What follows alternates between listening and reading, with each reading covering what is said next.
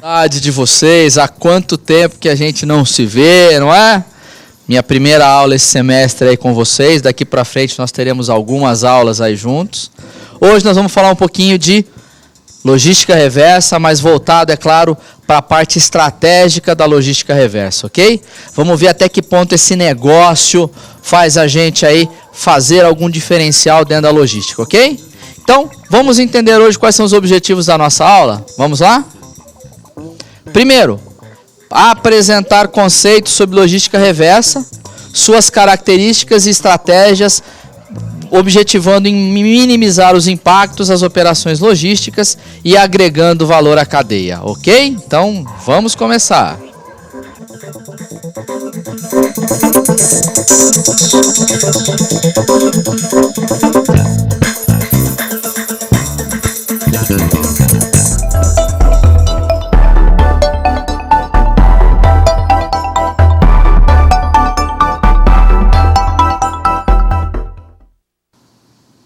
Muito bem, meus queridos, saudade de vocês.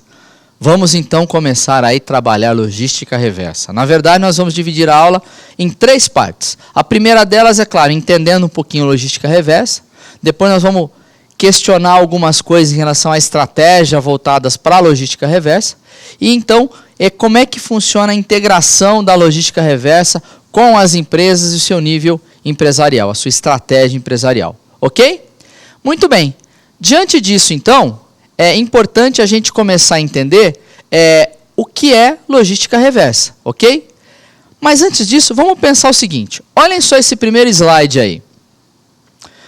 Nos últimos anos, a logística exerce um papel fundamental na tomada de decisão, principalmente voltado de forma estratégica na empresa. Claro, olhem só comigo. Vocês concordam que hoje em dia, logística é um dos principais diferenciais em serviços que as empresas podem fornecer? Exemplo disso é aquilo que a gente sempre falou. Se eu for comprar um livro hoje pela internet, provavelmente eu vou querer na empresa que com maior segurança me entregue esse livro e a empresa que com certeza me entrega no menor prazo. Concordam comigo? Então, diante disso, claro que a gente percebe que logística está nesse contexto. Ok? Outro ponto, olhem lá. Atualmente, um fator importante está ligado no planejamento estratégico. E dentro do planejamento estratégico, voltado aí para a parte social e ambiental, se encontra também a logística. Vamos entender isso? Imagina agora, estamos em época de Copa do Mundo. Já pensou quanto vai ter de latinha? Quanto vai ter de copo plástico, de embalagem por aí jogada em volta dos estádios? Então, outro fator importante desse, não é só isso, é o diferencial competitivo nos produtos, quando eu, lidando com logística reversa, consigo fazer com os meus fornecedores e os meus clientes. Vamos entender isso ao longo dessa aula.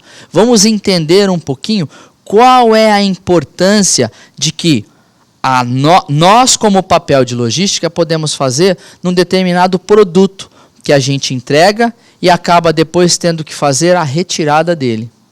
Lembra só da telefonia celular? Que hoje em todas as lojas tem lá a famosa bateria, que você pode ir lá e colocar lá, para que eles voltem, entre aspas, às origens? Então, vamos entender um pouquinho isso e usar essa ideia dentro da estratégia logística. Ok? Muito bem. Diante disso, então, olha lá mais a última parte desse slide. Neste contexto, a logística reversa tem um papel importante por suas atividades e também na imagem da companhia. Tem mais uma coisa aí. Além desses serviços todos que a gente está fazendo, tem mais um ponto fundamental. Olha só o seguinte, eu tenho lá minha empresa de transportes e coloco os meus caminhões gerando poluição, seja ela sonora, seja ela emissão de poluentes como efeito estufa, como CO2 e tudo mais. Então, até que ponto a imagem da minha empresa também aparece nesse contexto? Perceberam? Esse é mais um fator competitivo que a gente acaba influenciando. Se isso tudo é verdade, então acompanhe esse outro slide comigo, olha lá. Embalagem é um hoje em dia, um dos maiores problemas de toda a sociedade. Tá claro? Outro, sistemas milk and run, ou seja, aquela entrega e retirada desses produtos.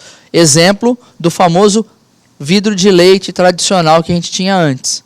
Não era? Entregava-se um e retirava-se o outro. Mais um ponto, olhem lá. Sistemas de montagem de carga. Ou seja, cada vez mais eu me preocupo com lotes com tamanhos mais econômicos. Se eu consigo otimizar o meu transporte e ir uma vez por semana na tua empresa ao invés de todo dia, claro que eu consigo diminuir uma série de custos dentro do meu processo. Espera aí, professor. Agora complicou. Você começou a falar assim, que agora a gente vai começar a levar maiores quantidades para a empresa.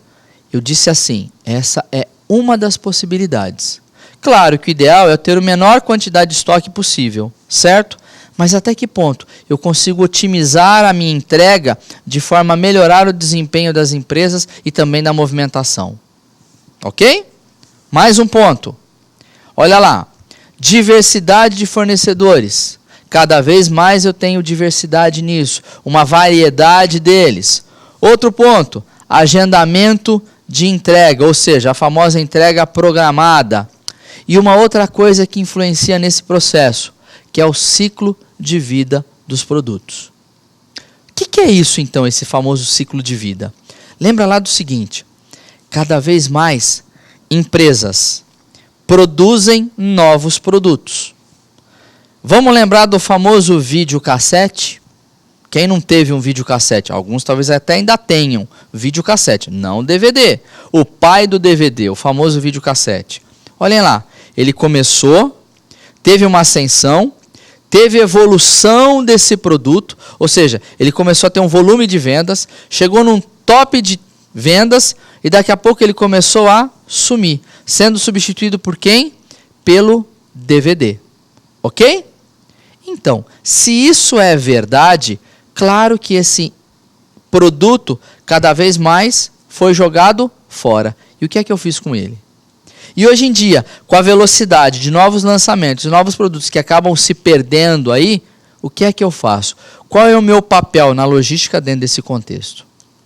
Ok? Muito bem. Diante disso, vamos lá, mais um ponto ainda. Olha lá, alguns benefícios aí quando eu crio então processos mais inteligentes. Primeiro, otimização de veículos. Segundo, óbvio, redução dos custos logísticos. Se eu transporto maior quantidade com menos viagens, acabo gerando diminuição da poluição. Eu acabo melhorando o trânsito e, consequentemente, a cidade.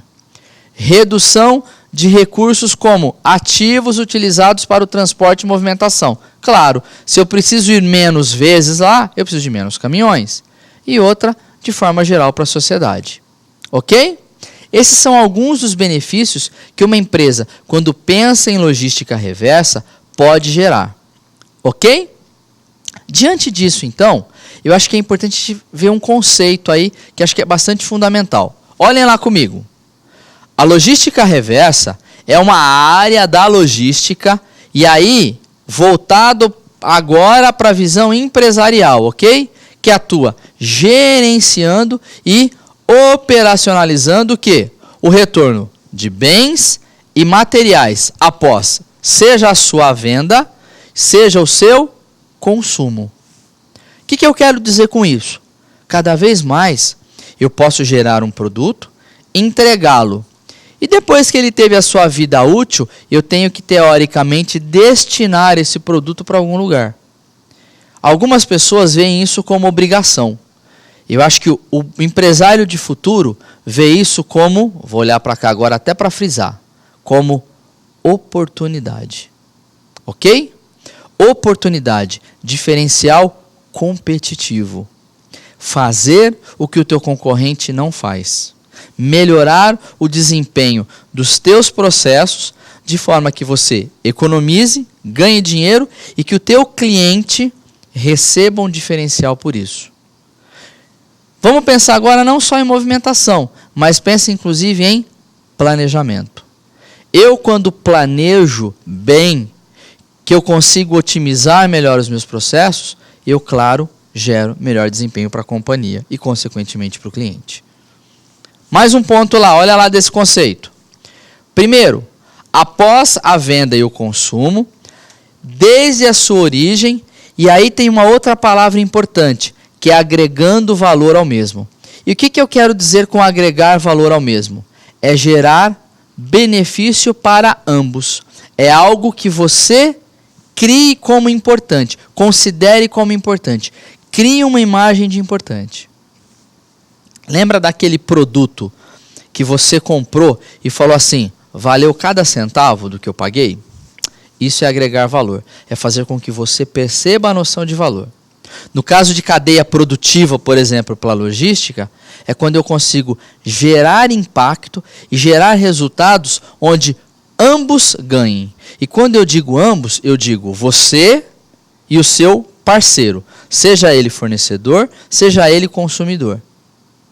Imagina só que eu consigo melhorar um processo, que eu consiga economizar, por exemplo, 10% da minha operação, ok? Se eu conseguir pegar 10% disso e falar assim, olha, eu tive uma melhora de 10%. Meu parceiro, que pode ter contribuído para essa melhoria, eu vou te dar também parte disso. Eu vou te dar, por exemplo, 5%. Se isso é verdade, eu consegui reduzir o meu custo em pelo menos 5%. E se eu repasso esse percentual para o meu cliente, provavelmente ele vai, inclusive, comprar mais. Por quê? Porque ele passa a ser competitivo, vendendo numa condição melhor, e com isso ele passa a girar mais. Perceberam só? Bom negócio é aquele que a cadeia toda ganha. Isso é agregar valor. É eu ir gerando benefícios ao longo de toda a cadeia para que cada um dos parceiros queiram.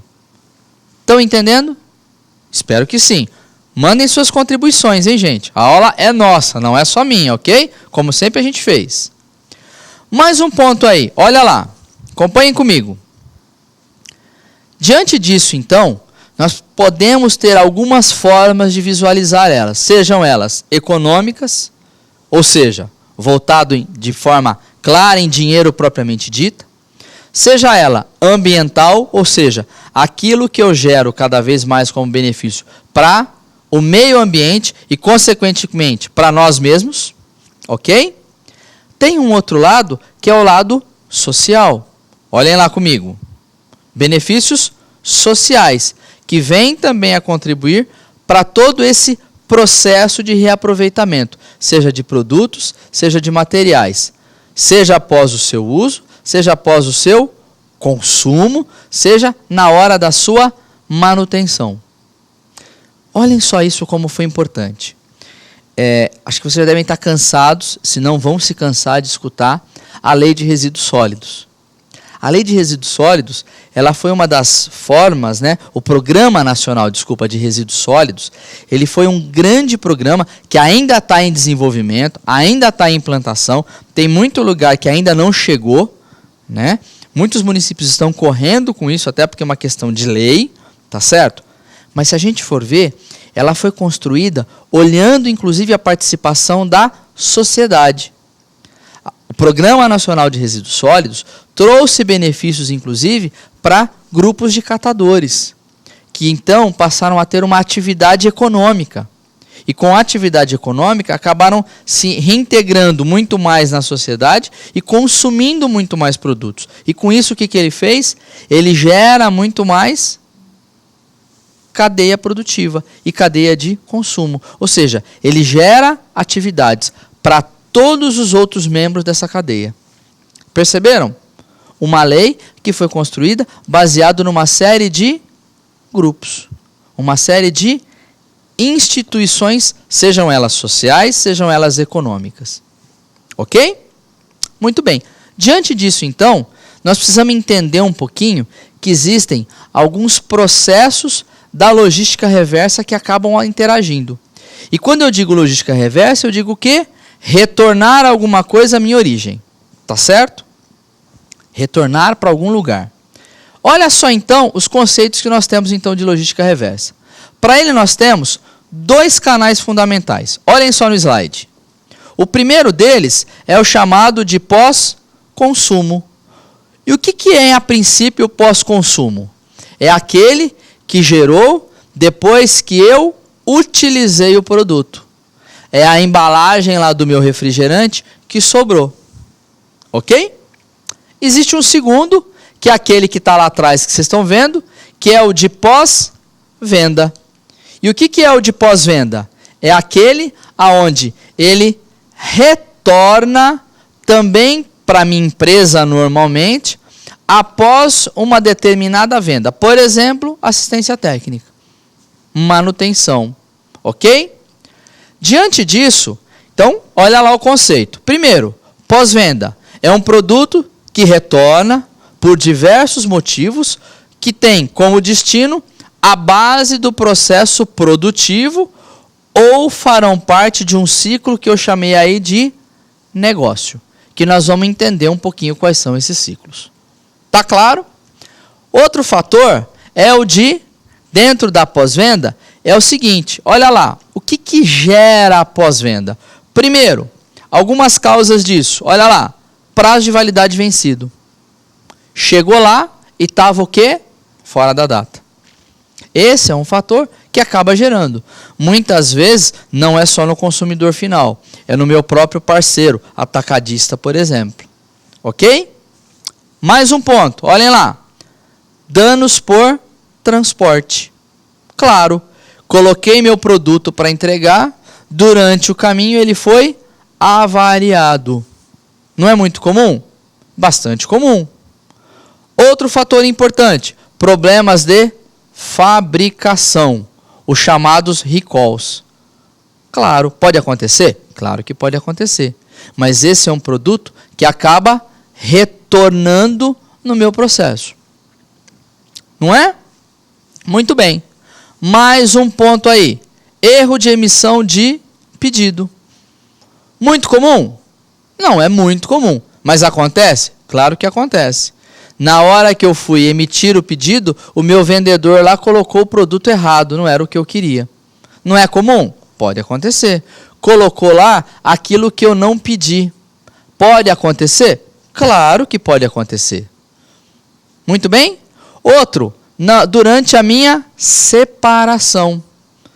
Peguei num lugar e coloquei em outro. Errei aonde estava. Excessos de estoque e ou até mesmo por eles estarem consignados. Vamos explicar isso? O que é a consignação primeiro, né? Imagina lá que eu tenho uma indústria de tinta, uma fábrica de tintas, ok? E eu tenho um parceiro que vende as minhas tintas. Muitas vezes esse cara não vai comprar toda a tinta que eu queria que ele comprasse. E por que ele não vai comprar toda a tinta que eu queria que ele comprasse? Porque muitas vezes ele não tem dinheiro. E aí, como ele não compra tudo, ele acaba perdendo venda. Porque alguém pode chegar lá e falar que queria uma lata de branco e ele tinha acabado. Porque ele não comprou o suficiente naquele mês. Para amenizar um pouco isso, eu faço a consignação. E o que é a consignação? Eu ponho o meu produto na loja dele sem que ele precise comprar. À medida que ele for consumindo isso, é que eu faço a venda para ele. Consequentemente, ele vai ter o estoque melhor abastecido. Claro que para isso, e não é assunto dessa aula, eu tenho uma série de estratégias para manter uma consignação. Acordos comerciais, alguns acordos, por exemplo, de exclusividade, dependendo. Ok? Então, existe uma série de fatores que influenciam. Mas, eu mandei lá para o cliente. Poxa, por algum motivo ele não usou aquilo. Eu achei que ele fosse fazer uma campanha, a campanha não foi do jeito que ele queria. Eu simplesmente, em alguns momentos, tenho que fazer o quê? Retornar aquilo. Outro fator, por exemplo, aquele do prazo de validade. Ele não acompanhou o prazo de validade dentro da loja do consignado. E eu, por minha vez, não também o ajudei a controlar isso. Com isso, o que eu faço? Eu acabo tendo que interagir e retornar com esse produto. Ok? Muito bem. Vamos então mais um slide aí, olha só. Na sequência então do pós-venda, são encaminhadas para mercados secundários, ou então para processos de desmanche, reformas ou mesmo reciclagem. O que eu quero dizer com isso? Olha só. Vocês concordam que no pós-venda eu já utilizei o produto? Ou por algum motivo ele está fora daquela característica que ele tinha antes? Lembra lá do telefone celular, onde ele me retornou com a bateria, ok? Usou a bateria não vale mais nada para aquela atividade que ela tinha fim, e consequentemente o que eu tive que fazer? Tive que levar de volta para origem. Entre aspas, para a origem, porque eu poderia trazer para a minha fábrica. Só que muitas vezes a bateria que eu compro para montar o celular, eu já compro ela de alguém que fabricou. Não é diretamente, eu não sou o fabricante da bateria.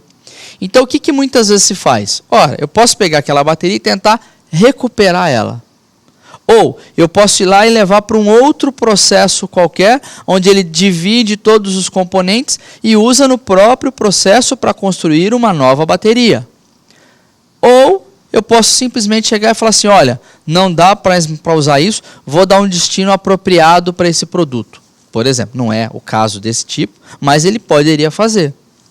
Concorda? Vamos lá para as embalagens de PET. O que eu faço com a embalagem de PET? Eu simplesmente faço o quê?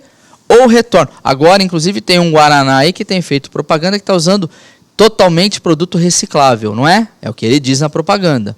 Mas eu poderia simplesmente pegar aquela embalagem do meu refrigerante e acabar virando camiseta. Tem muita empresa que usa para fazer produtos reciclados de PET e gerar fibra e com a fibra fazer camiseta. Pode acontecer? Claro que pode acontecer. Ok? Muito bem. Se isso é verdade, o que é então o pós-consumo? Vamos lá, olhem só comigo. O pós-consumo traz então aquele conceito de administrar não só a entrega, mas também o produto ao cliente e o seu retorno, que pode ser descartado ou reutilizado. Tá claro, gente? Portanto, um deles eu posso voltar para a origem, né? Eu posso reaproveitá-lo. Lá no pós-venda, eu poderia, lembra? Fui lá, vendi, aproveitei o produto, ou eu fui utilizar o produto e vi que ele tinha um problema. Devolvi para assistência técnica, devolvi para manutenção. Já o pós-consumo é aquilo que eu falei agora. Sobrou. É aquilo, o resto de alguma coisa. E aí eu acabo descartando, reutilizando ou mesmo reprocessando dentro da minha empresa. Se isso é verdade, então a gente concorda que, vocês concordam que um produto ele pode ser adquirido e descartado pelo consumidor. E todo produto um dia será descartado pelo consumidor. Pode demorar mais, pode demorar menos tempo, mas ele provavelmente vai descartar. Vou dar até um exemplo. Faz de conta que eu consegui comprar, logo que o Leonardo da Vinci pintou, a Mona Lisa. Produto, não é? Neste caso, eu poderia descartar? Claro que eu poderia. Poderia chegar e falar assim, achei esse quadro muito feio, está na minha parede aí há pelo menos 50 anos, acho que ele já está antiquado. Toma aqui, pega para você de presente, Zé. Dei para alguém de presente. Poderia? Poderia. Faz o que você quiser com o quadro. E aí, guardou e acabou fazendo o quê? Um quadro que vira milhões.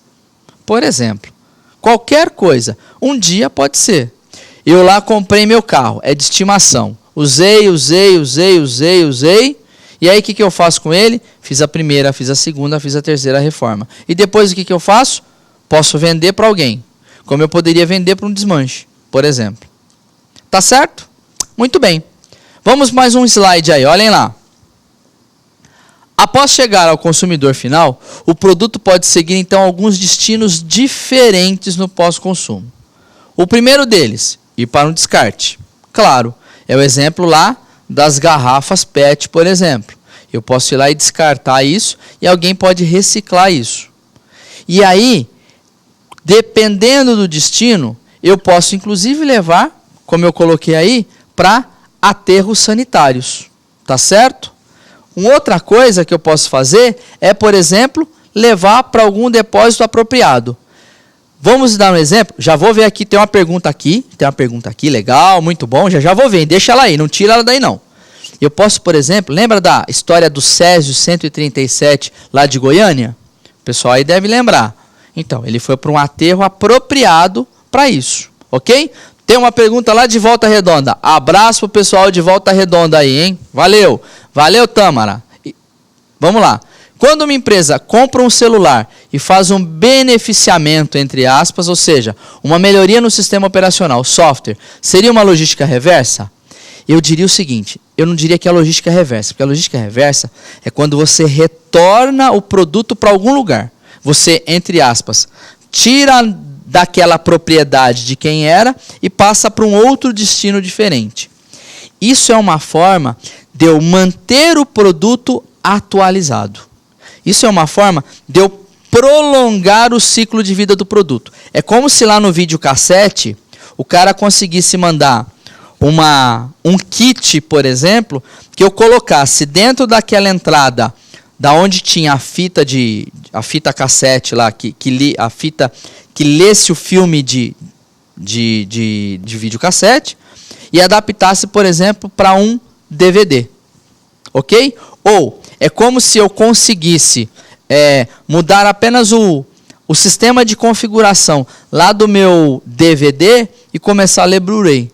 Seria o mesmo conceito, ou seja, eu prolongo a vida do produto. E com isso, eu evito que ele seja um produto que gere um pós-consumo. Entendeu?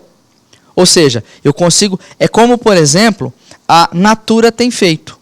A Natura vende um primeiro vidro para você, que é aquele vidro que você vai usar, o vidro bonito, que você vai colocar lá no teu banheiro ou na tua pia, em algum lugar. E depois ela vende o refil. Por quê? Porque o refil consome menos material, consequentemente, ele diminui o custo. Tá claro? Bacana. Façam como a Thalita aí.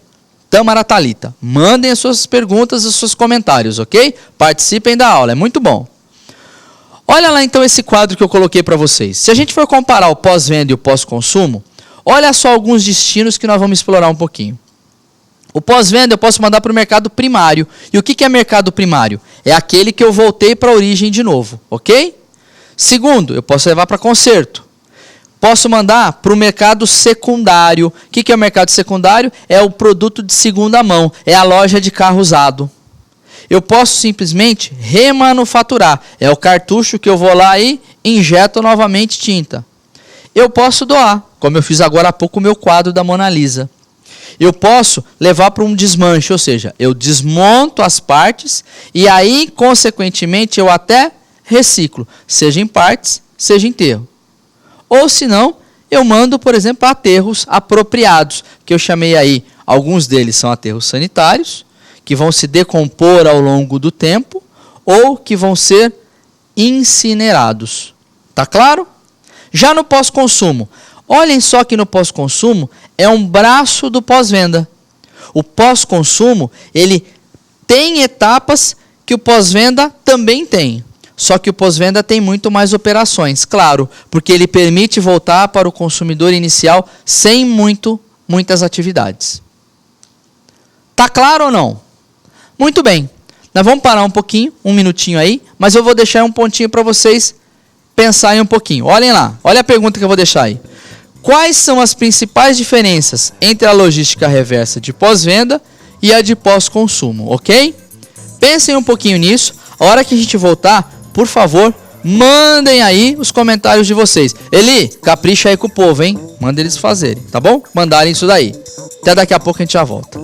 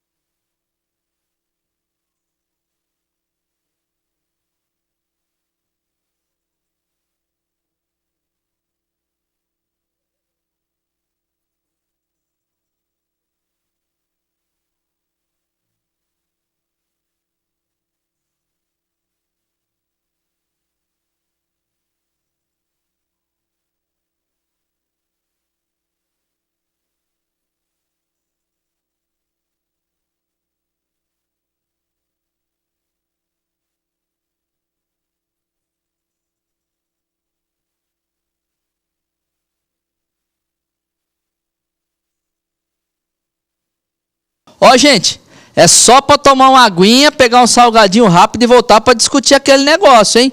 Qual que é a importância, como é que dá para a gente fazer aí com pós-venda e pós-consumo com a logística, ok? Olha lá, hein? Daqui a pouco eu volto.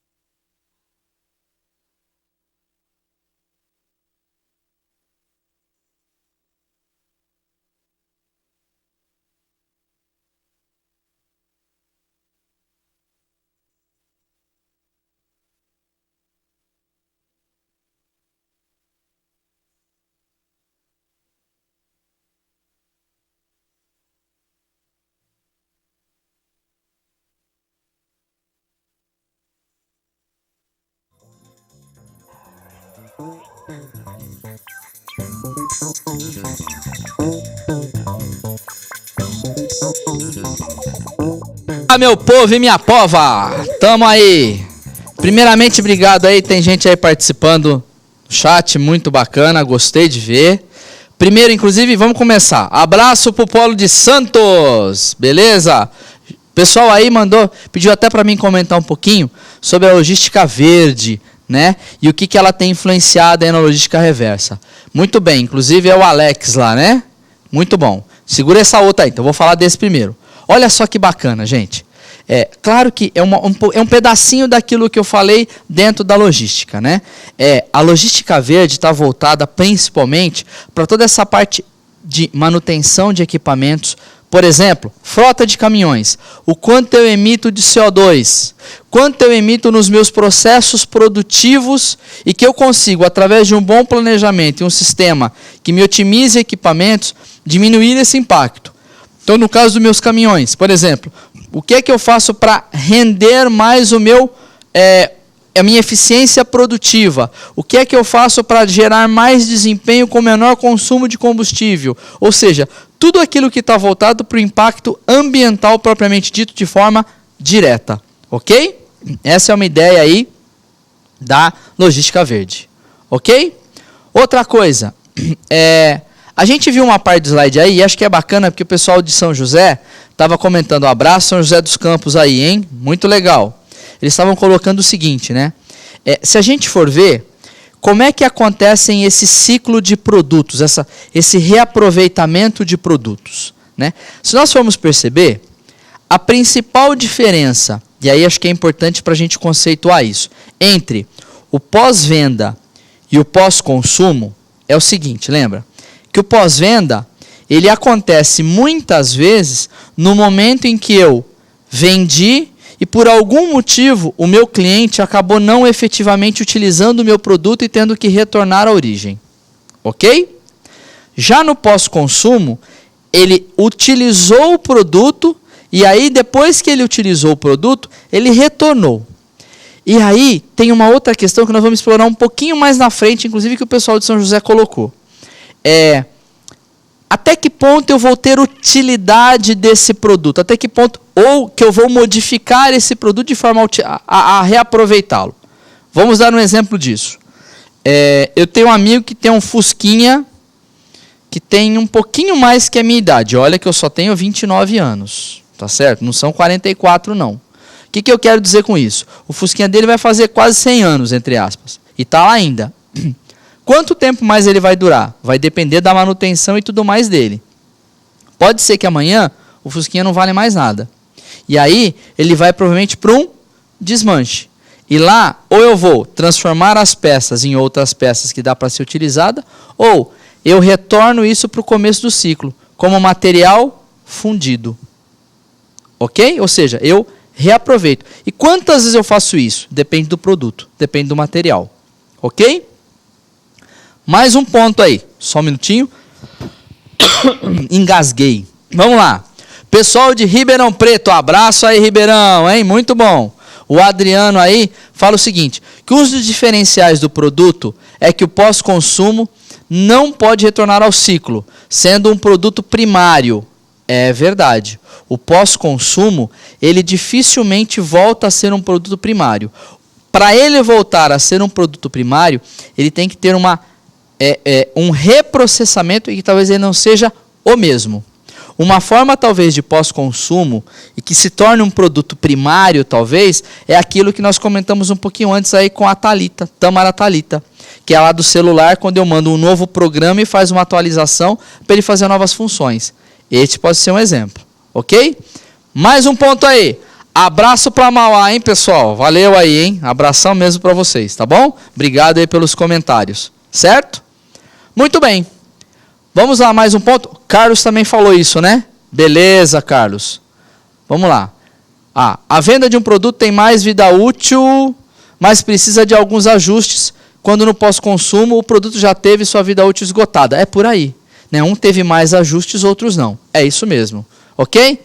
Bacana. Muito boa a participação de vocês. Enriquece a nossa aula e a gente vê que está todo mundo aí antenado. Espero que vocês estejam gostando da aula, ok? Vamos então relembrar o seguinte, olha só. Eu tinha deixado aí uma perguntinha antes para vocês, que foi assim, lembra? Quais são as principais diferenças entre a logística reversa de pós-venda e pós-consumo? E foi um pouco do que nós comentamos agora, tá certo? Então agora, vamos começar a relembrar o seguinte ponto. Lembra lá que nós temos aí algumas cadeias produtivas, ou seja, eu faço aquela distribuição, ou seja, eu entrego isso para o meu consumidor. Depois, ó, é bacana assim, é porque fica lá no... Opa, aqui desse lado, ó, fica lá no fundo. Tá vendo lá? Ó? Depois tem, ó, olha lá, o consumidor, tá certo? O consumidor. Depois desse consumidor, ele tem o quê? Um bem de pós-venda. Dependendo do problema, o que ele faz? Volta lá para a origem. Dependendo do problema, ele fica, usa, e depois ele faz o quê? Vai para o pós-consumo. Ou seja, ele vende esse produto aí de volta, ou ele doa, ou ele faz alguma coisa para os processos de beneficiamento seguintes. Não é verdade? Se isso é verdade, vamos então a mais um passo aí. Olha lá então. Ciclo de vida do produto. É aquilo que eu comentei um pouquinho com vocês. Acho que é importante a gente entender o que é esse ciclo de vida.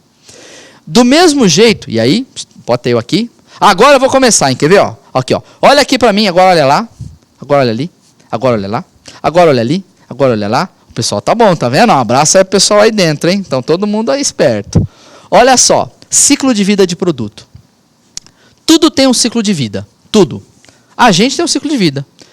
Nós nascemos, nós crescemos, nós chegamos numa idade adulta, madura, e depois a gente começa a envelhecer e aí vai trabalhar na chácara de São Pedro. Não é verdade? Vai ser inquilino lá com São Pedro um dia. Ou seja, tudo nasce, cresce, desenvolve e morre. Produto também é assim. Todo produto, inclusive a Coca-Cola. Quando vai ser o fim da vida dela? Não sei quando. Pode durar 1000 anos. Pode ser até que um dia que alguém resolva não tomar mais Coca-Cola. Já pensou se o mundo inteiro fizer promessa? Não vou mais tomar Coca-Cola. Pronto, acabou Coca-Cola. Tá certo? Ou seja, tudo tem um ciclo de vida. Todos os produtos. Podem ser maiores ou podem ser menores. Outro exemplo, um mosquito. O mosquito vive uma semana, se eu não me engano. Não sou professor de biologia. Tá certo? Mas, por exemplo, um mosquito vive uma semana. Um papagaio vive mais de 90 anos. A gente talvez não chegue na idade de um papagaio. Claro, depende da condição de tratamento. Mas é assim.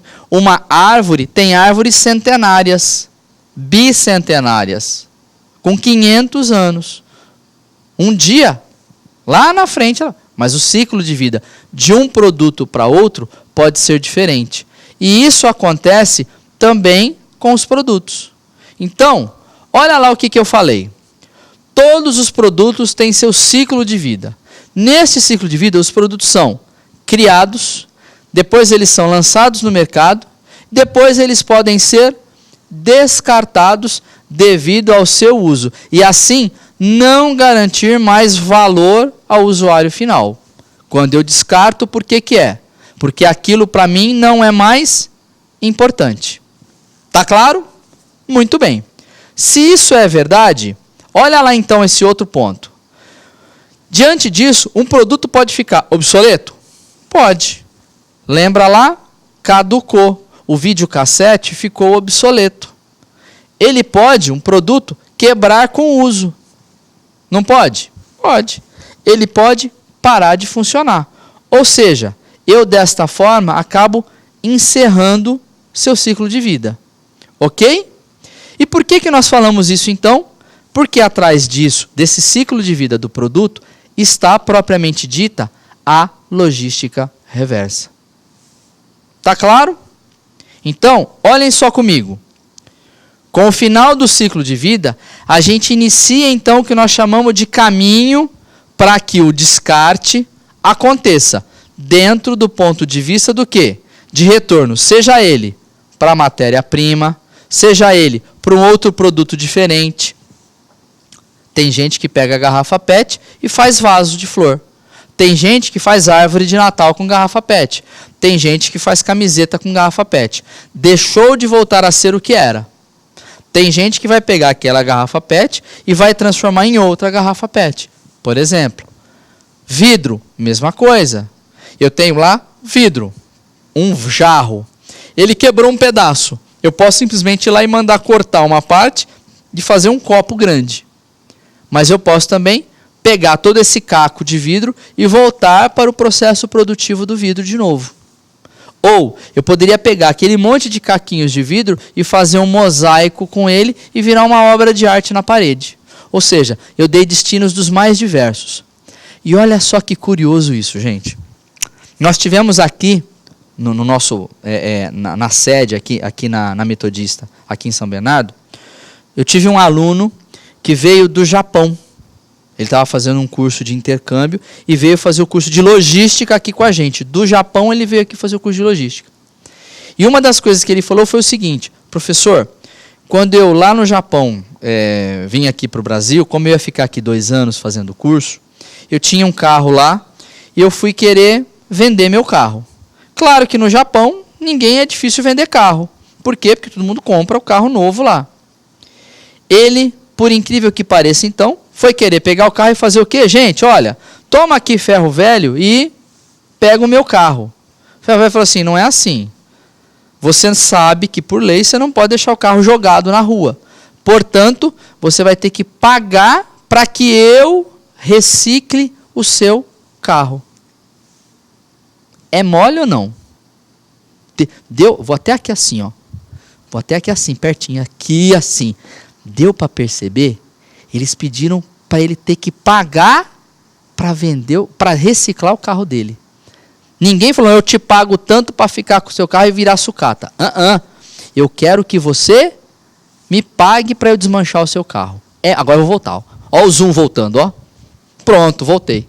Vocês acreditam nisso? Outro exemplo lá no Japão é o seguinte, e aí vem as sacadas que algumas empresas podem descobrir aqui usando a logística. Olhem só. Você comprou lá, então, esse ciclo de vida que nós fizemos, certo? Então você descartou ou não, perfeito? Então, olha aqui para mim. Imagina agora que você comprou uma geladeira nova, ok? Nesse momento que você comprou uma geladeira nova, o cara, a hora que foi lá te entregar, você tinha uma outra geladeira dentro de casa. E o que você fez com aquela outra geladeira velha? Alguns, vou levar para minha casa de campo, vou levar para minha casa de praia quando tem.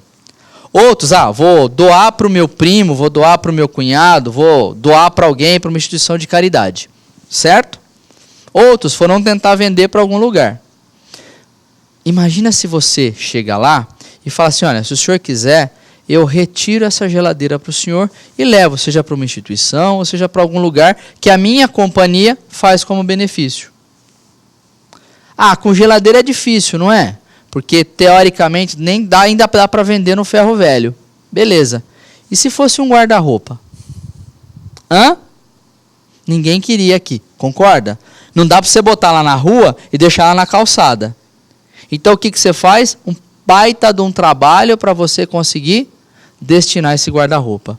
Será que a minha empresa não poderia simplesmente falar: eu retiro isso daqui, viro reciclagem como material reaproveitado como aglomerado e uso nos outros processos fabris de produção de madeira? Perceberam? Lá no Japão, quando você compra uma geladeira, como todo mundo quer jogar fora a geladeira, a empresa que pega essa geladeira da tua casa e leva para um destino apropriado, muitas vezes é aquela que ganha o pedido. Porque preço, todo mundo muitas vezes é igual. Mas quem compra a geladeira lá e leva a outra embora, é o cara que ganha o pedido. Isto é uma das fatores, estratégicos. Tá claro? Muito bem. Vamos então a mais um slide. Olhem lá. Quais são as principais razões que levam as empresas a atuarem em logística reversa? Olha só. Primeiro deles, legislação. Muitas vezes eu sou obrigado a dar destino apropriado nos produtos que eu uso.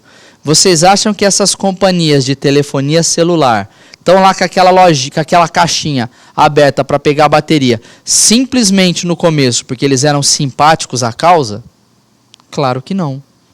Eles primeiro seguiram a legislação. Você, como gerador de um material poluente, você deve dar destino ao mesmo. Muitas empresas que acabam gerando alguns produtos usam essa imagem de recicladora dos seus próprios produtos como um diferencial no mercado.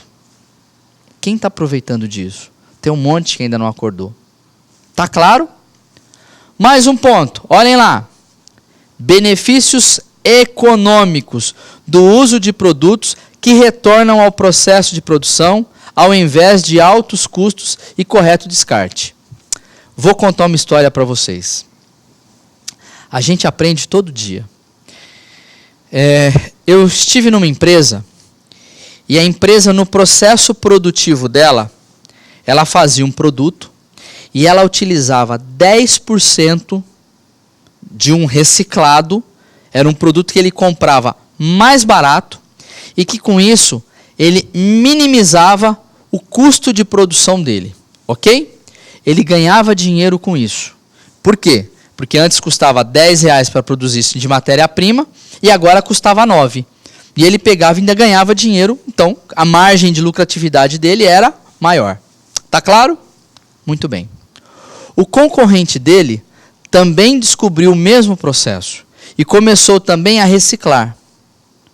Até aí, os dois são iguais, concordam? Só que o concorrente dele foi muito mais inteligente.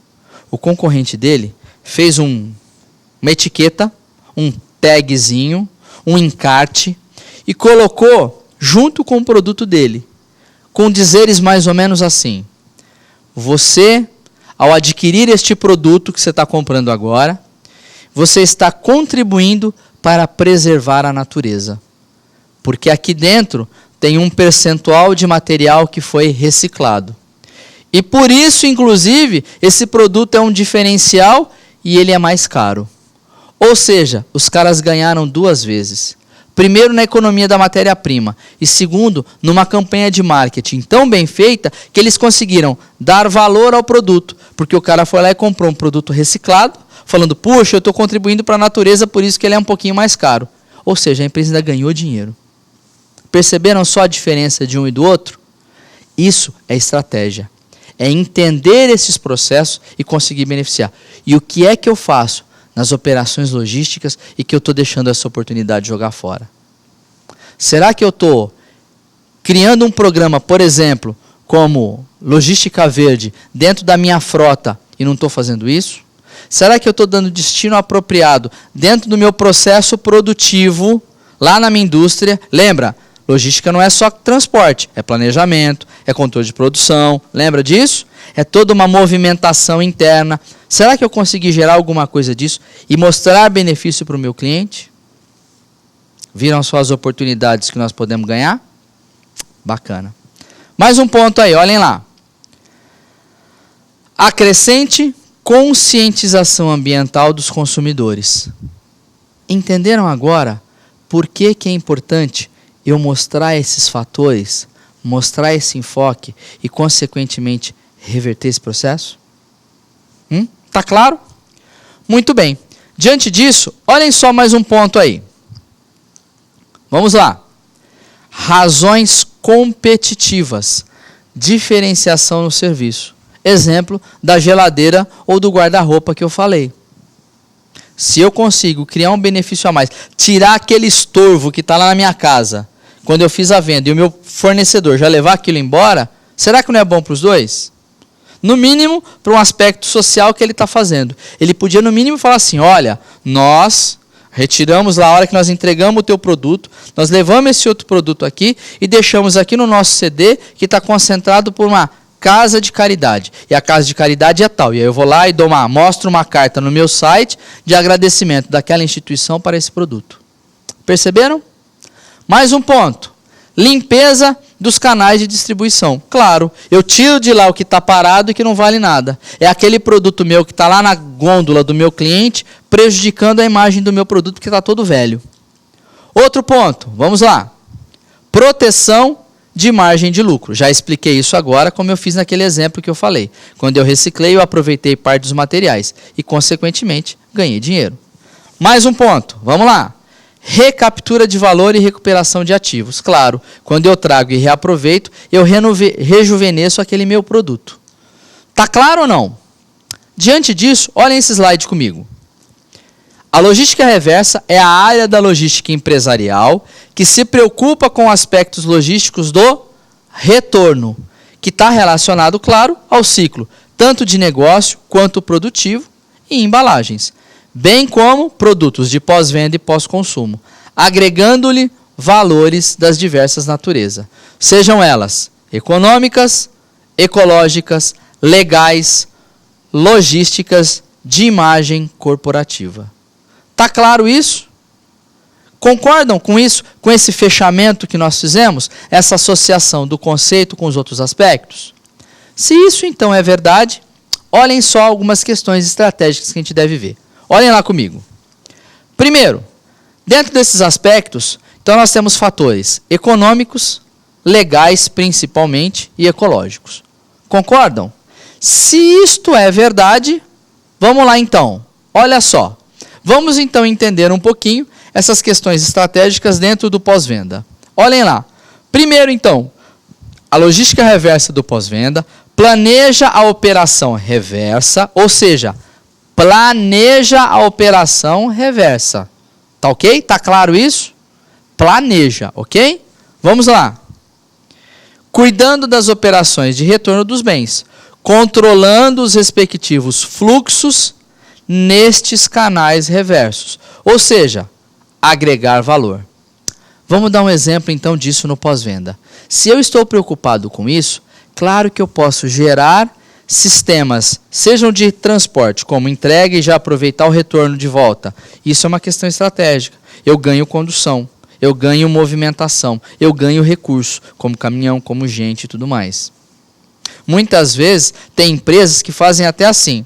Dependendo da data do produto e se ele tem que retirar para fazer a manutenção, assistência técnica, às vezes vale mais a pena ele levar um produto novo, já entrega lá e leva o outro de volta. Entenderam por quê ou não? O outro não vai ficar novo do mesmo jeito, dependendo de como ele está? Então esquece, já entrega lá, você não precisa ir lá 2 vezes no cliente. Isso é estratégia, mas para isso eu preciso conhecer toda a minha cadeia, todo o meu produto e tudo mais. Tá claro? Olha mais um ponto aí então. O objetivo econômico de determinado canal, de pós-venda, no caso que nós estamos falando, tá certo? É recapturar esse valor financeiro. E aí, como é que ele pode ser? Por exemplo, realocação dos estoques em excesso. Para que eu vou produzir determinado item de novo numa determinada filial, se a outra está carregada com ele? Às vezes vale mais a pena eu movimentar isso, por incrível que pareça. Depende de quanto me custa, de quanto é caro o meu processo produtivo e depois do impacto ambiental que aquele processo produtivo pode gerar. Olhem só, por enquanto, por exemplo, urânio, enriquecimento de urânio. A gente faz no Brasil muito pouco. Mas por que a gente joga o urânio fora depois que ele empobrece, que a gente chama? Porque por enquanto o processo produtivo para rejuvenescer ele de novo é muito caro. Daqui a pouco, nós vamos começar a olhar não só esse aspecto de preço, mas o aspecto de impacto ambiental. E isso deve diminuir. A própria legislação é um fator que faz isso. Ok? Vamos lá.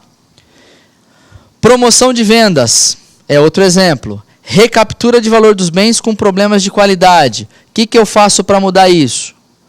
Outro ponto, então. Em todos os casos de retorno dos bens de pós-venda, a agilidade é um dos fatores que mais impactam nesse processo. Se eu comprei meu produto e ele está quebrado, o que eu quero é que ele arrume logo.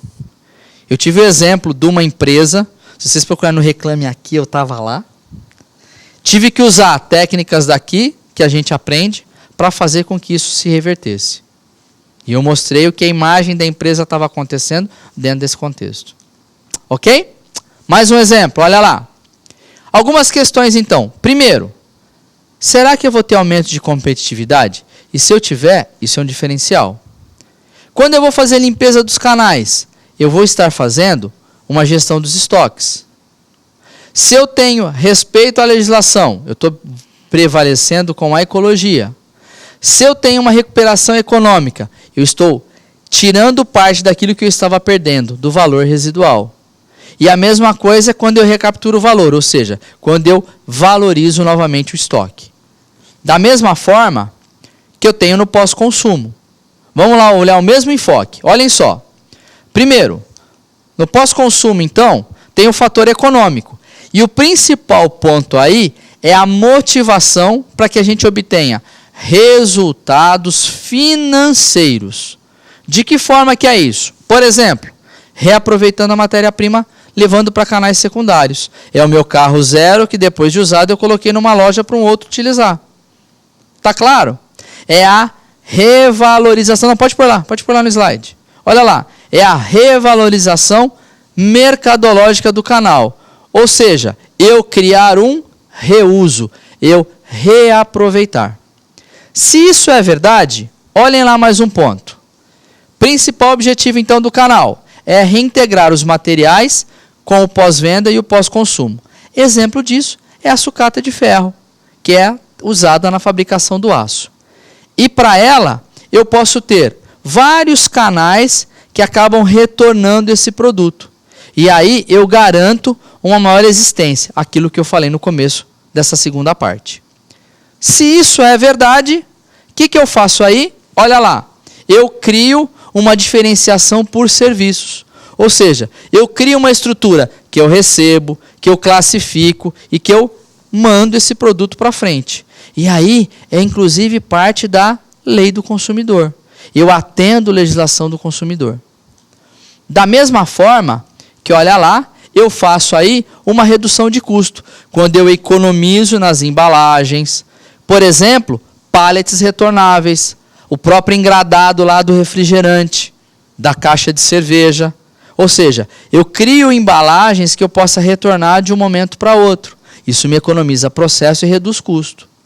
Um outro exemplo, olhem lá, é esse desenvolvimento de melhoria nos processos de logística reversa. Quando eu sou mais eficiente, quando eu investo em equipamentos que me favoreçam carga e descarga desses produtos. Da mesma forma, então, que eu queria que vocês pensassem no seguinte ponto. Olhem lá. Cite aí com vocês algumas operações que vocês conhecem, né, nesses serviços de logística reversa. Ok?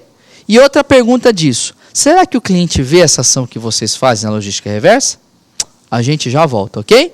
5 minutinhos.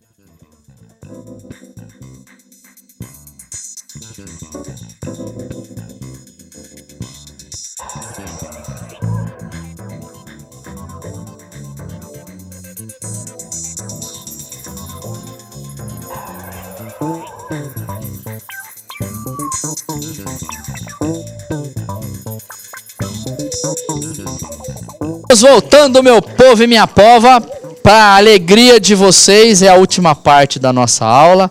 A minha é uma tristeza, porque depois eu sinto saudade de vocês, tá certo? Vamos começar assim. Primeiro, um abraço lá de novo, pessoal, Caio, Augusto e Adalto, lá de Ribeirão. É isso mesmo que vocês colocaram. E foram eles que colocaram isso aqui também? Foram eles, não? Que colocaram isso aqui? Não lembro, mas então já vai falar já.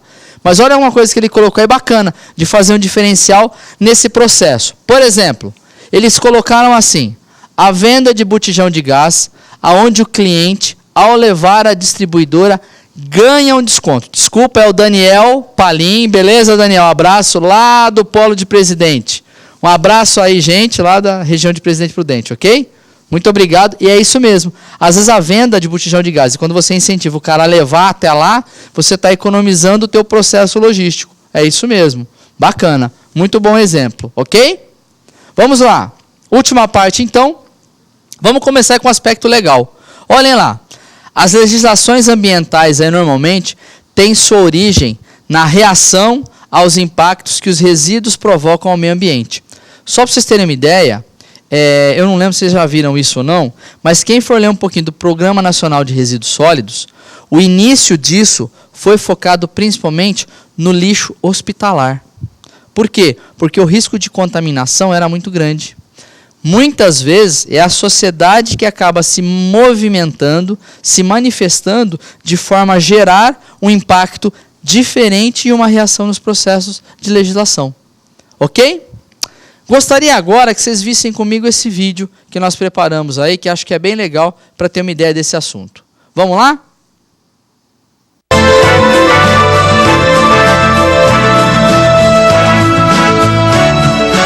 Agora são 8h08 e o Brasil está entre os países que mais descartam equipamentos eletrônicos e muitas vezes de maneira inadequada.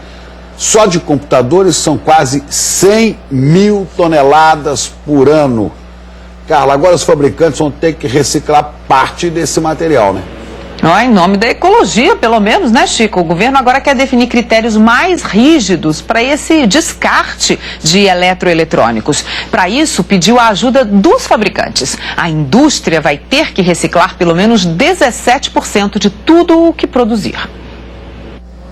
Ele já foi um potente e moderno equipamento de som. Hoje, ficou ali, abandonado, num cantinho entre tantos outros esquecidos. Esquecidos? Mas isso aí não é coisa nova? Esse aqui é Blu-ray, tá? Blu-ray é a nova tecnologia. Todos estes eletrônicos foram deixados por clientes que desistiram de consertar os produtos e resolveram comprar equipamentos novos. Sem saber para onde levar a televisão que pifou ou ficou ultrapassada, essas pessoas resolveram doar para a loja de assistência técnica.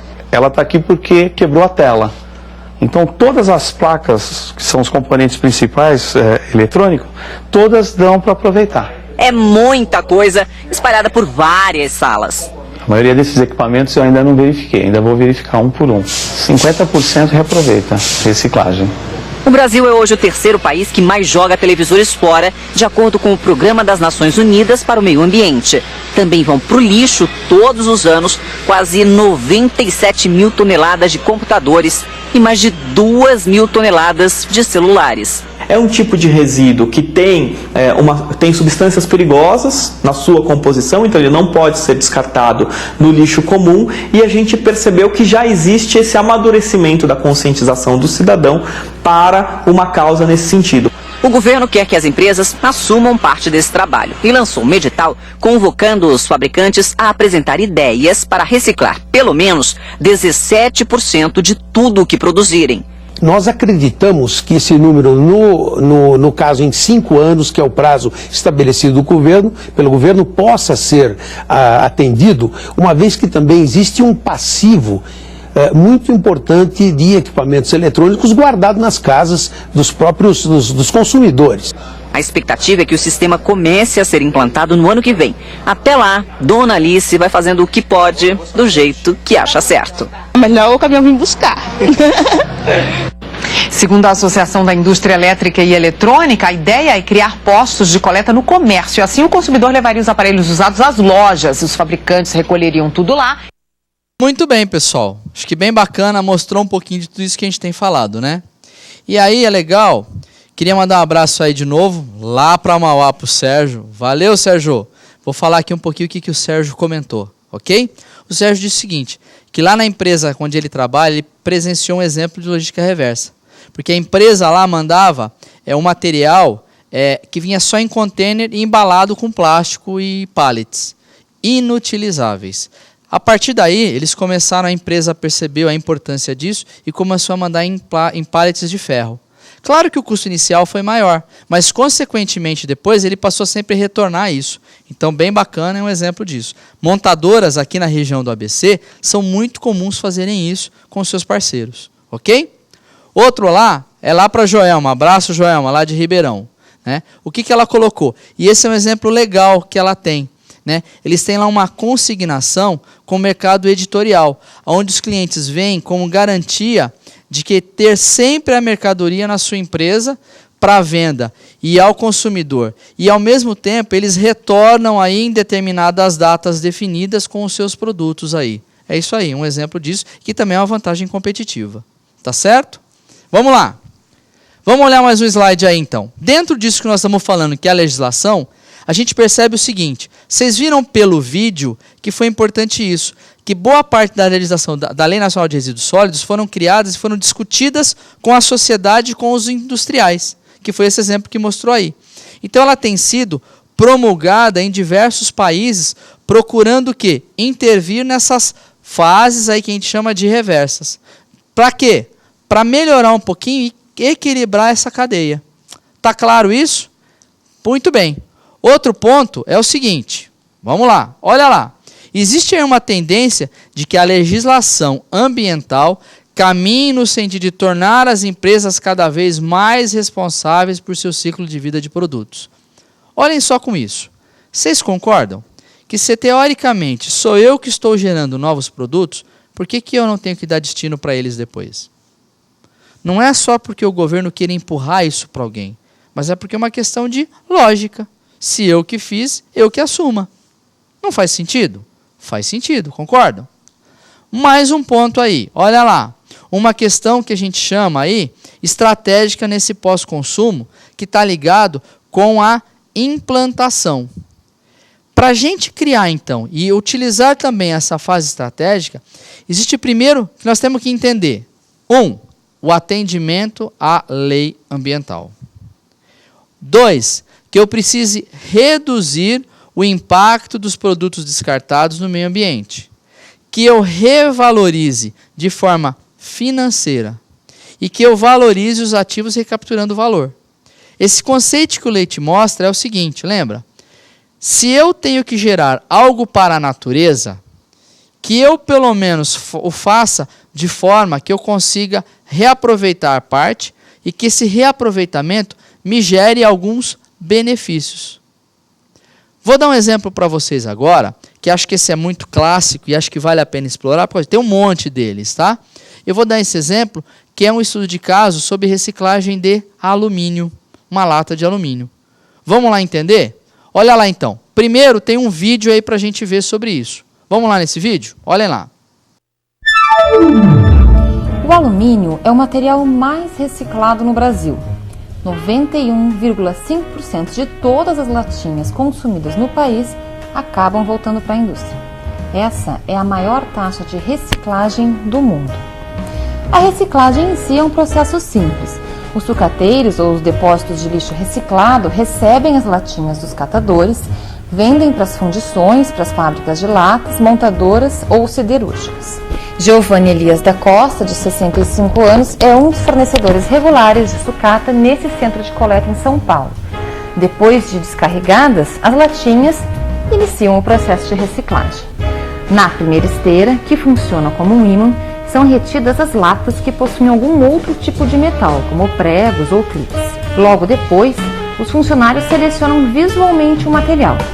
Tiram das esteiras tubos de laquê, plásticos e todo outro tipo de material. Feita a seleção visual, as latas são expiradas dentro de uma gaiola.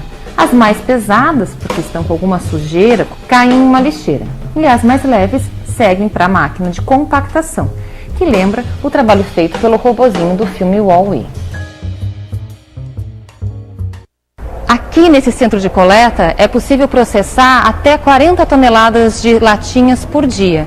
E a sucata ela já sai pronta como está aqui, direto lá para o forno da fundição. Da fundição, o alumínio segue para as fábricas de latinhas e de lá para as mãos do consumidor. O resto da história a gente já sabe. Em menos de 30 dias, o ciclo volta a se completar.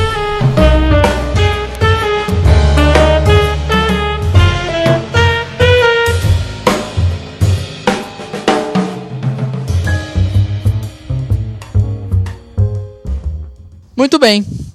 Acho que deu para ter uma ideia primeiro de um ciclo aí, tá certo? E acho que esse vídeo veio bem, e acho que no momento certo, até para eu responder uma pergunta que a Tatiana mandou. Um abraço aí, Tatiana. Obrigado aí pela pergunta e pela contribuição, ok? Ela pergunta assim, né? Por que um produto reciclado, normalmente ele é mais caro? E aí vem a pergunta, isso não desestimula um pouco esse processo de produtos eco e tudo mais, né? E que acabam indo na contramão aí do que nós estamos falando, da reaproveitamento de produtos? Então vamos lá. Claro que depende muito isso de produto para produto, ok?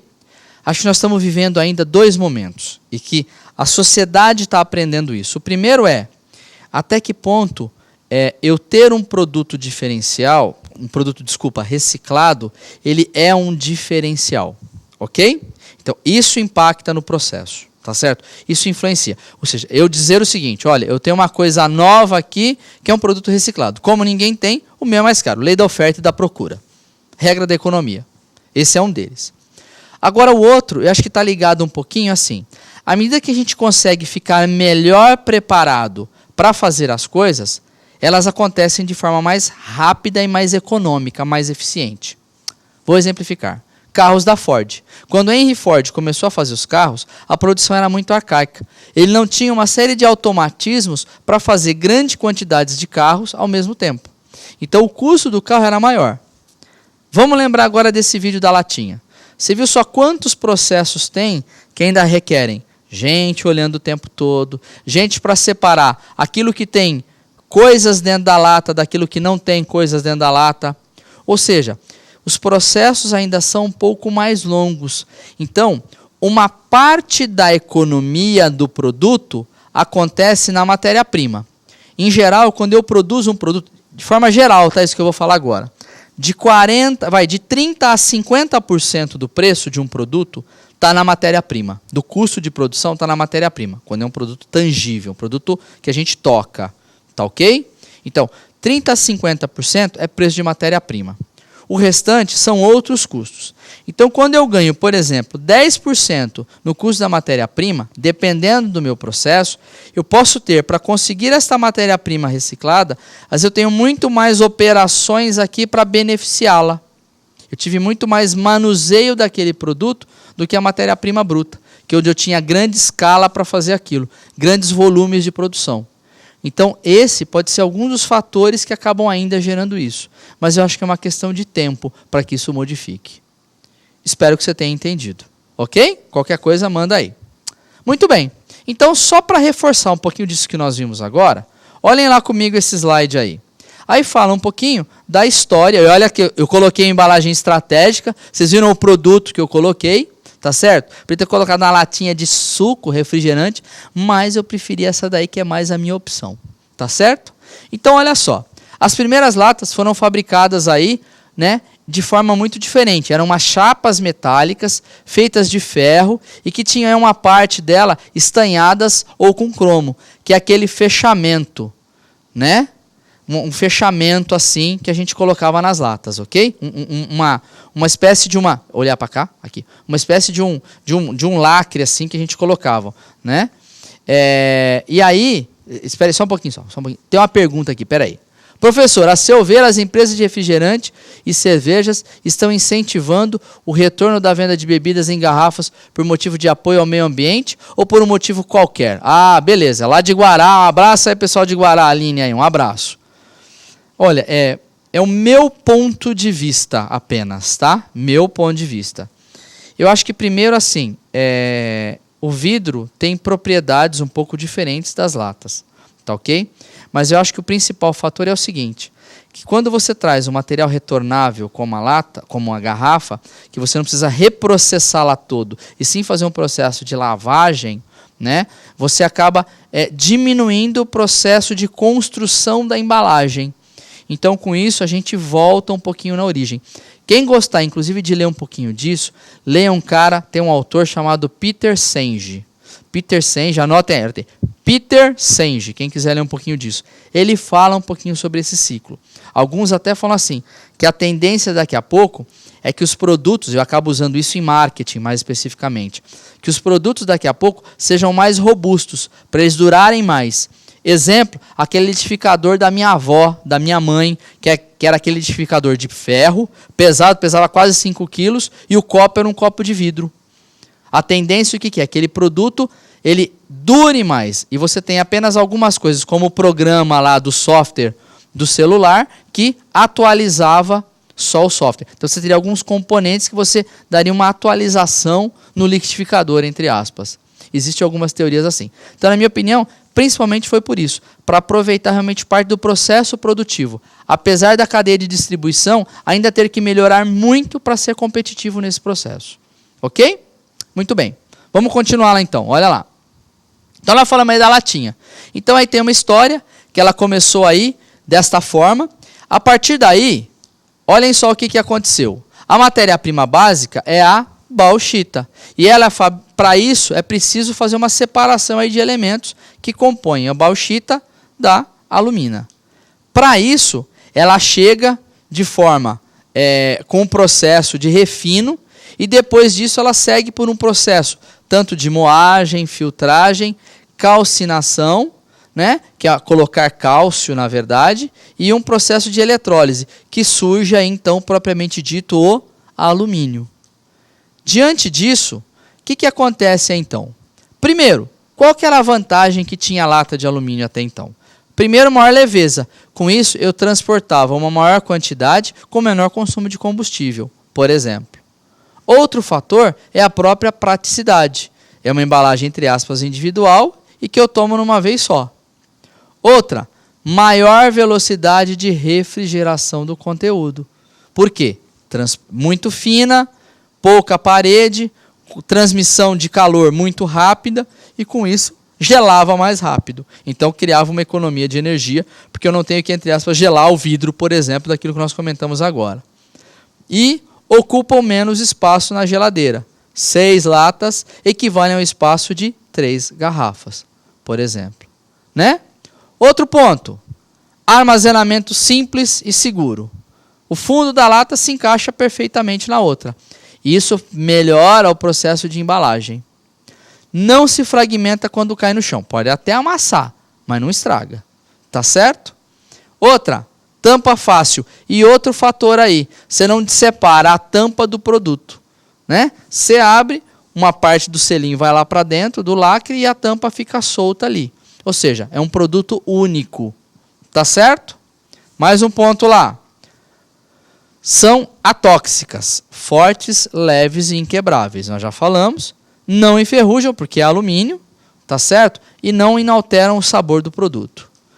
Pelo menos é o que dizem. Eu acho que às vezes muda o gosto. Mas, né, depende do produto. Peso reduzido. Claro, aquilo que nós falamos. Se é mais leve, facilita o transporte. Alta produtividade nos equipamentos de produção. Aquilo que eu falei. Quanto mais eu reciclo e quanto mais eu tenho um produto com processo simples, ele melhora a minha produtividade. E tem um fator que permite a divulgação visual. Ou seja, o próprio produto pode servir de base para que eu faça toda a minha divulgação dele. Eu não preciso nada a mais para colocar nisso. Eu já faço direto. Outro ponto, olhem lá. Ampla gama de desenhos e cores. Por quê? Eu posso fazer lá o desenho que eu quiser, na cor que eu quiser, que isso não muda, tá certo? No produto. Garante inviolabilidade, porque se eu abrir, vai sair todo o produto e não tem como eu fechar novamente. Ok? E aí, nessa forma, ela fica em toda a cadeia, de forma para envasar, como sendo uma oportunidade. Diante disso, então, o que a gente pode concluir? Que a reciclagem é, então, dividida em várias etapas para se fazer isso. E aí, de novo, aquilo que eu falei. Dependendo do produto, o meu ciclo produtivo ele é maior ou menor. E por isso pode encarecer por enquanto ou não. Uma das vantagens é que ele não se degrada durante os processos. E dá para usar quantas vezes eu quiser. Tá claro ou não? Muito bem. Vamos continuar, então, no processo de reciclagem dela. Olhem lá. O valor residual é alto. Exemplo disso é que todo mundo, no geral, pega latinha e deixa de pegar outras coisas quando está aí os catadores aí na rua e tudo mais. Vocês podem ver, o cara dá preferência para lata do que para outras coisas. Claro, porque tem maior valor. Já caiu muito do que era, mas ainda tem muito valor. Tá certo?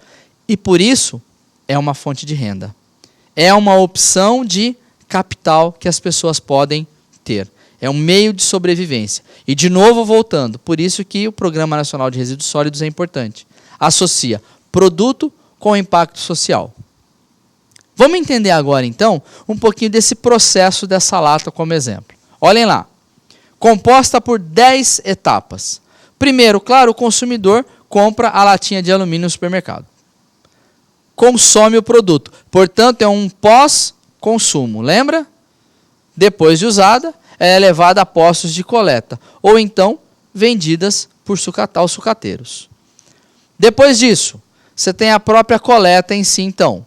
Ou seja, nos locais as embalagens são prensadas com todas as suas partes, aquilo que nós falamos. A embalagem é única, né? Depois elas são coletadas, então, olhem lá, elas são prensadas. E nesse estágio, novamente, ela se torna muito mais compactada e com isso o volume diminui para fazer o transporte. Voltando aí para o processo de fundição. Ao voltar para o processo de fundição, elas são o quê? Derretidas. E após derretidas, elas vão para o lingotamento, que é aquele processo a quente, e depois a laminação, que é dar conformidade, é deixar a latinha fina propriamente dita. Depois disso, tem-se a nova lata, é colocado o produto e volta para o consumo. Bacana, né? Negócio bem simples, que mostra aí essa etapa. Tá claro até aí? Espero que sim. Vamos então mais um passo à frente. Olhem lá. Reciclagem como cadeia de suprimentos. Esse é um outro fator. Muitas vezes, os produtos por serem one-way, ou seja, de uma forma só, o revendedor não precisa fazer estoque da lata vazia, que tomariam o espaço físico do estabelecimento. Portanto, eles também garantem o quê? Que elas não quebram eventualmente, não causam acidente e podem gerar problemas. Um pouco diferente do vidro. Tá claro? O vidro também passa por todos os processos de reciclagem? Claro que passa. Pode ser feito? Claro que pode. Tá certo? A única diferença são algumas propriedades que mudam dessa forma. Transporte desse produto. Olhem lá. No que se refere a transporte, a latinha traz bastante vantagem. Por quê? De novo, é compactada, tá certo? O risco de quebra é pequeno, tá certo? Ocupam volumes diferentes em relação a outras embalagens, tá ok? E são de forma para descarregar ou manusear com muito menos, entre aspas, exigências de cuidados, de trato com o material. Elas suportam um pouco mais. Diante disso, temos mais um ponto aí, que é o nível de integração. Por que é que eu vou começar a tratar agora de nível de integração, gente? Vocês perceberam? Nós entendemos o que era a cadeia, entendemos o que era pós-venda, entendemos o que era pós-consumo, entendemos a visão estratégica do que a gente pode fazer, e agora nós podemos integrar tudo isso de forma a fazer uma gestão melhor. Tá ok? E é isso que eu queria mostrar nessa última parte para vocês. Olhem só então o que eu quero dizer com isso. Primeira coisa, as empresas que utilizam materiais reciclados acabam apresentando diferentes níveis de integração, ou seja, na forma como elas executam essas atividades de logística reversa, ok? Algumas delas vão diretamente para o mercado, outras não, usam intermediários. Então aí está parte dessa estrutura, dessa estratégia de como a gente pode ser competitivo. Por exemplo, algumas empresas não estão integradas com a reciclagem, ou seja, não é elas mesmas que executam o seu processo de reciclagem. Portanto, elas acabam comprando material reciclado pronto. É como se ela fosse lá naquele cara e comprasse uma chapa já reaproveitada. Ou como se ela fosse numa empresa e já comprasse aquela garrafa PET já toda moidinha, preparada e separada. Ok? Outro ponto. Empresas semi-integradas, ou seja, que fazem parte do processo de reciclagem. Como? Elas compram o material previamente beneficiado por intermediários e aí fazem um processamento, seja ele com os diversos parceiros. E aí elas executam só parte do processo antes de utilizar no processo de manufatura normal. Vamos dar um exemplo disso. Eu vou lá e compro lá o fardo de latinha prensada e faço o processo de fundição. Ok? Tá claro isso? Muito bem. E existem as empresas que estão totalmente integradas. Ou seja, desde a fonte primária, ela vai lá e retira o material, acaba realizando aí todas essas parcerias muitas vezes, porque ela tem parceiros que fazem parte das atividades de controle e coleta disso, tá ok? E um exemplo disso, espera aí um pouquinho, vamos ver.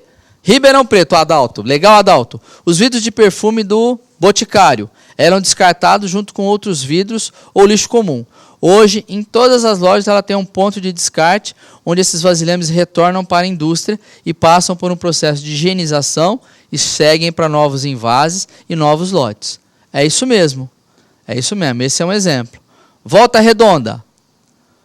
Opa, Walter José. Beleza, vamos lá, Walter. O que tem o Walter? Trabalhou na Coca-Cola. E quem fornece a lata? Sim, a Hexa. A Hexa, inclusive, foi meu cliente, tá? Nós fizemos um trabalho na Hexa, ok? E o detalhe é que a informação de que esta lata não pode ficar estocada com água. Cloro da água. Ah, sim, entendi. Ela antes de abrir no processo interno. Aí é verdade. Isso é o seguinte. É que ela tem uma película protetora que acaba fazendo isso. É como as embalagens, por exemplo, de presunto, de embutidos. Na verdade, aquele plástico, entre aspas, que a gente vê, na verdade, aquilo ali são 7 camadas de filme. Cada uma delas com uma função diferente. É mais ou menos parecido. Então, ela tem um processo, sim, de acabamento para garantir isso. É verdade. E outra, por que mais que eles querem isso? Para manter o produto estéril, para garantir que não entre nada. Ok? Mas bacana, legal a sua... Bem que você podia ter trazido umas coca para nós, né, meu? Quando trabalhou lá, né? Pô, brincadeira, viu, meu? Vamos em frente. Olha lá, então. Então, as empresas integradas, elas realmente reciclam e passam por todo esse processo de beneficiamento inclusive. Portanto, gente, olha só aí alguns exemplos disso. Eu coloquei esse esquema para vocês visualizarem, então, processos menores ou maiores que estão ligados nessa integração. Mas todos eles podem entrar em qualquer estágio. Vai depender muito da eficiência e do tamanho da empresa. Tá claro? Do porte da minha empresa. Então, quando eu não tenho condição de fazer tudo, eu arrumo parceiros para que façam. Muito bem. Olha lá esse próximo. Olha lá. Cadeias de retorno de pós-venda. Isso aí mostra efetivamente um fluxo de como é que acontece essa cadeia. Pode ver lá que nós temos aí os diversos fatores que podem influenciar numa pós-venda. Seja comercial, seja qualidade e assim por diante. Então, mostra alguns esquemas de fatores que geram. Não vou perder muito tempo, porque está muito claro. É só seguir as setinhas aí. Ok? Já o outro slide mostra as nossas considerações finais sobre os nossos temas. Ok? Vamos lá ver? Olhem lá. Primeiro, as estratégias de estocagem, localização dos depósitos, parceiros, bem como horas de circulação de veículo, o tipo de frota, o trajeto que a gente faz, todos esses acabam influenciando nos processos de custo. Concordam? Todos eles acabam gerando impacto nisso. Se isso é verdade, a gente deve promover a reutilização e a readequação das embalagens. E assim, adicionar decorrentes reclassificações, tanto no transporte, no retorno, ou seja, a gente acaba reinventando os nossos processos de distribuição com isso. Tá claro? Este acho que é o último slide. Não, tem mais um. Produtos remanufaturados ou por meio de reprocessamento podem ser convertidos em novos. Podem ter valores menores quando forem produzidos pela primeira vez do que a primeira vez. Mas aí tem a visão estratégica de que fazer com que o seu novo valor de mercado seja até maior do que se fosse apenas vendidos como reciclagem ou como refúgio. É melhor ter um produto remanufaturado do que não ter um produto subutilizado, uma sucata. Tá certo? Como podem ver, cadê? Este foi o nosso último slide. É uma pena, fico triste. Vocês devem estar felizes porque daqui a pouco vão para casa, tem só aí a atividade. Fiquem com Deus. Espero que vocês tenham gostado da aula e a gente se vê daqui mais, acho que umas 3 semanas aí no máximo. Ok? Abraço a todos.